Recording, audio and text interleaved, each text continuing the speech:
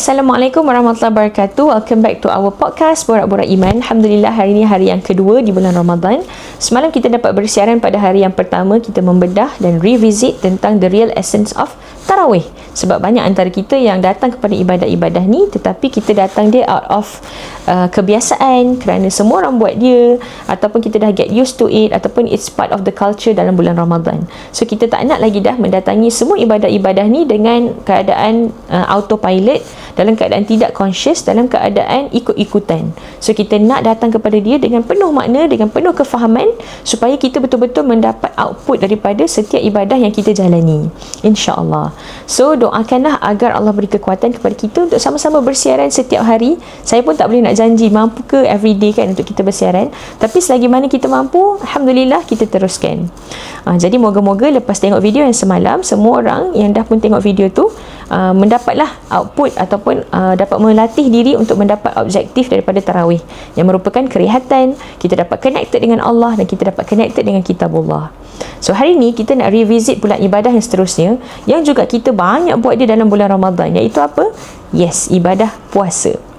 Okay, so puasa ni adalah benda yang kita akan buat di bulan Ramadan setiap hari, daripada subuh sampailah ke maghrib kan. Okay, jadi kita dah tak nak lagi datang kepada puasa ni hanya kerana lapar dan dahaga, dan hanya kerana lapar dan dahaga, hanya untuk menahan lapar dan dahaga, ataupun buat dia just supaya kita ni macam tak adalah nampak teruk sangat kan, nanti kena tangkap dengan van hitam ke kan, ataupun macam malulah dengan budak-budak pun puasa, kita tak puasa. Tak, kita nak datang kepada puasa dengan penuh kefahaman. So jom revisit apakah dalil kepada puasa. Okay, so dalil puasa di bulan Ramadan ada dekat satu tempat saja dalam Quran, iaitu dekat surah Al-Baqarah ayat yang ke-183. Allah berfirman, ya ayyuhallazina amanu kutiba alaikumusiyam kama kutiba alal ladzina min qablikum la'allakum tattaqun. So dekat sini ada input, ada proses, ada output. Apakah inputnya? Inputnya adalah seruan. Allah panggil, wahai orang beriman. Inputnya adalah seruan keimanan. Siapa je yang akan care tentang panggilan Allah ni? Orang yang beriman. Kalau orang tu tak ada iman, dia tak akan care pun. Why bother kan?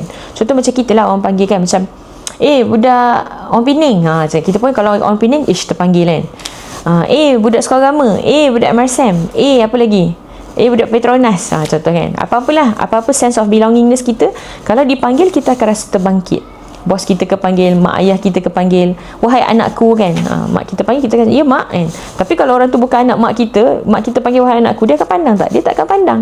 Jadi siapa je yang akan care bila Allah panggil ya ayyuhallazina amanu? Hanyalah orang-orang beriman. Dan untuk pengetahuan anda, bila Allah panggil dengan ya ayyuhallazina amanu, selalunya akan ada apa? Seruan. Bukan seruan, arahan. Salah. Akan ada arahan. So apa arahan dia? Kutiba alaikumusiyam, diwajibkan untuk kamu berpuasa. But it's not new. Orang-orang sebelum kamu pun dah buat. Kama kutiba alal ladzina min qablikum, orang-orang sebelum kau pun dah buat juga benda ni kan. Jadi orang-orang yang beriman, petanda keimanan dia salah satunya adalah berpuasa kan? Jadi siapa je yang akan care dengan arahan untuk puasa ni? Orang yang beriman. Orang yang tak ada iman dalam hati dia, ataupun lemah imannya, dia mungkin akan ambil lekeh je apa yang Allah panggil ni kan. Tapi kita berazam nak jadi orang yang beriman. Kita nak border setiap satu benda yang Allah panggil kita dan Allah arahkan kita.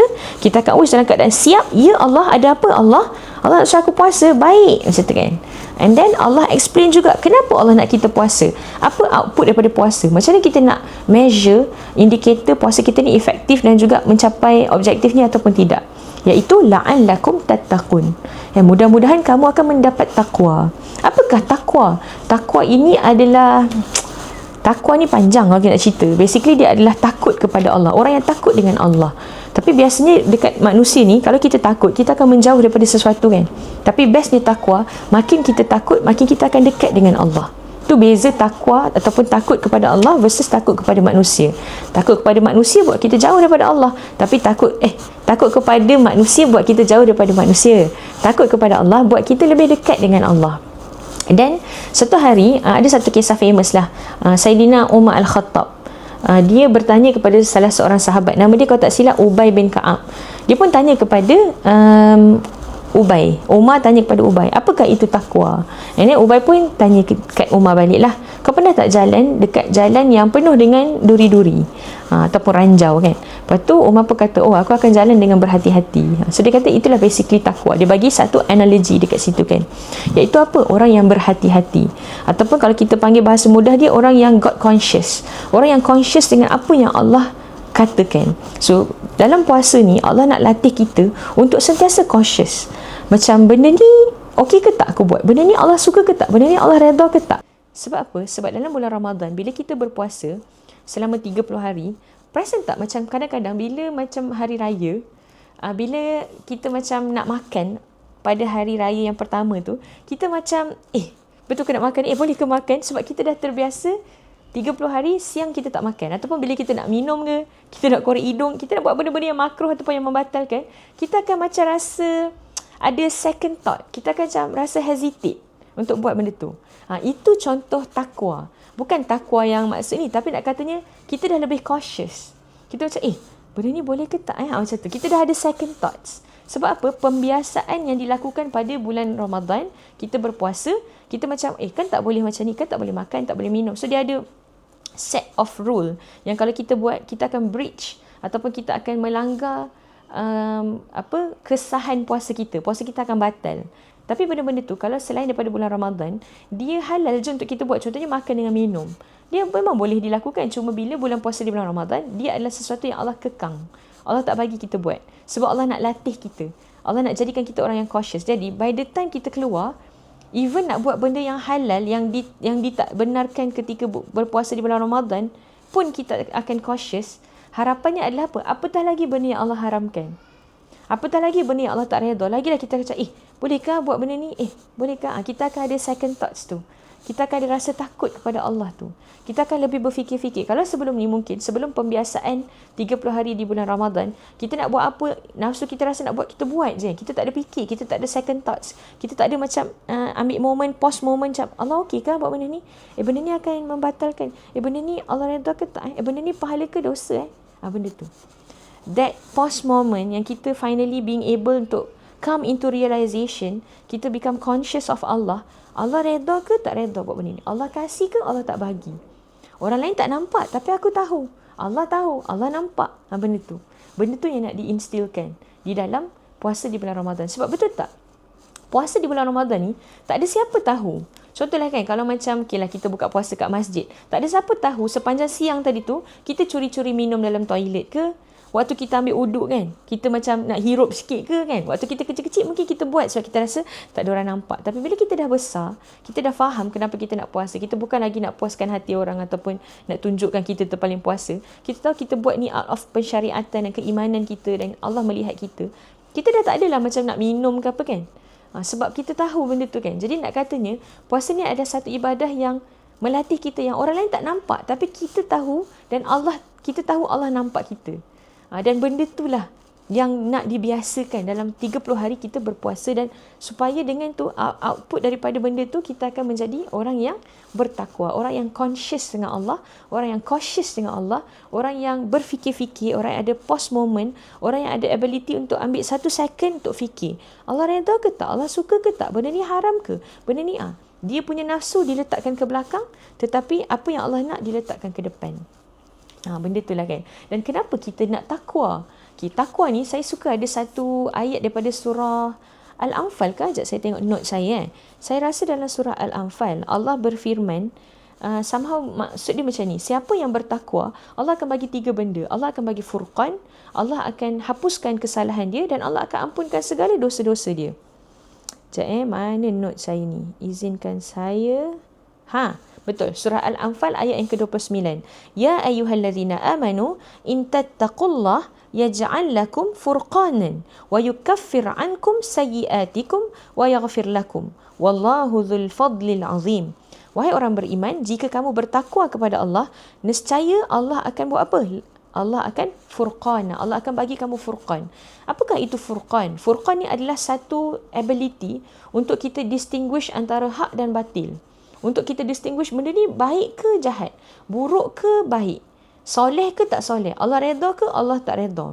Sebab apa? Sebab kadang-kadang bila kita buat satu-satu benda yang jahat, kita buat dia kerana kita tak tahu benda tu jahat. Jadi furqan ni adalah satu ability untuk distinguish satu antara hitam dan putih, haram dan halal. Dan kadang-kadang antara grey area, bainahuma, benda-benda yang in between hitam dan putih, yang macam boleh ke tak boleh tapi kalau orang tu ada takwa, Allah akan bagi dia special ability, sixth sense kan, bukan tengok hantu, tapi untuk ada ability untuk distinguish benda ni dosa ke pahala, benda ni Allah kasih ke tak kasih, benda ni Allah redha ke tak, di saat semua orang yang lain kelam dan juga samar. So dia adalah satu ability yang sangat hebat lah. Sebab apa? Hidup kita ni banyak bermain dengan perkara-perkara ijtihad, kita katakan. Kita banyak kena buat decision yang kita macam tak tahu which one yang kita patut ambil. Tapi kita harap bila kita ada furqan, Allah akan guide kita. Allah akan bagi kita ability untuk distinguish. This is the right way. This is the right way. This is the right path. This is apa yang Allah redha kan. Jadi sebab tu kita nak sangat kepada furqan. Dan furqan ni Allah akan bagi pada siapa? Orang yang bertakwa. Kedua, apa yang orang bertakwa dapat daripada surah Al-Anfal ni? Allah akan hapuskan segala kesalahan dia. Wa yukaffir ankum sayyiatikum. Allah hapuskan segala kesalahan dia. Dan juga wa yaghfir lakum. Allah ampunkan semua dosa-dosa dia. Jadi bukankah dalam bulan Ramadan dan puasa ni kita sangat-sangat inginkan agar Allah mengampunkan dosa kita? Apa lagi? Membebaskan kita daripada api neraka.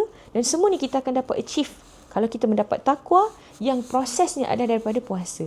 Jadi bila kita datang kepada puasa, ingat bukan hanya untuk tahan lapar dan dahaga, tapi adalah untuk kita mendapat ketakwaan, yang dengan ketakwaan tu kita akan dapat furqan, kita akan dapat apa lagi? Diampunkan dosa, kita akan dapat apa lagi? Dihapuskan segala kesalahan kita, dan harap-harapnya kita akan terbebas daripada api neraka. Barulah kita layak untuk merayakan Aidul Fitri, hari di mana kita kembali kepada fitrah kita, iaitu apa fitrah kita? Tak ada dosa. Fitrah kita bersih, kan? Fitrah kita diredai oleh Allah. Fitrah kita dekat dengan Allah. Dan itulah yang sama-sama nanti kita akan rayakan di hari raya. Bukannya dengan 30 pasang baju, bukannya dengan rumah siapa yang ada sofa cantik yang baru dan lain-lain. Jadi harap-harapnya kita semua insya-Allah benar-benar akan mendapat output puasa, iaitu la'allakum tattaqun, yang dengan ni kita akan mendapat 3 package combo tadi, iaitu furqan dan juga keampunan dan juga dihapuskan segala kesalahan. Wallahu a'lam.